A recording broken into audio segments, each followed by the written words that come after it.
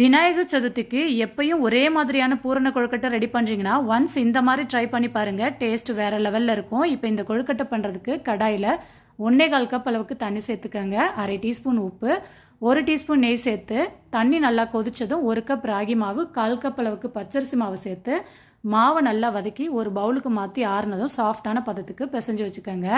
இப்போ ஸ்டஃபிங்க்கு 1/2 கப் அளவுக்கு பொடிச்ச வெல்லம், 1/4 கப்பு தண்ணி சேர்த்து வெல்லம் கரைஞ்சதும் 1 கப் அளவுக்கு தேங்காய் துருவல், 2 டேபிள் ஸ்பூன் பொட்டுக்கடலை மாவு, 1 டீஸ்பூன் ஏலக்காய் தூள், 1 டீஸ்பூன் நெய் சேர்த்து நல்லா வதக்கி ஆறுனதும் உருண்டை பிடிச்சி வச்சுக்கோங்க. இப்போ நம்ம கொழுக்கட்டை ரெடி பண்ணிக்கலாம். அச்சில் நெய் தடவிட்டு கொஞ்சமாக மாவு உள்ளே வச்சு நல்லா அழுத்தி விட்டுருங்க.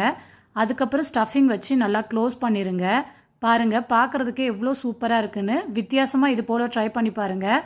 இப்போ இந்த கொழுக்கட்டையை 10 நிமிஷம் வேக வச்சு எடுத்திங்கன்னா சூப்பரான ராகி பூரண கொழுக்கட்டை ரெடிங்க. ஒரு முறை விநாயகருக்கு வித்தியாசமாக வச்சு படைச்சு பாருங்கள். டேஸ்ட் வேறு லெவலில் இருக்கும். பாய்.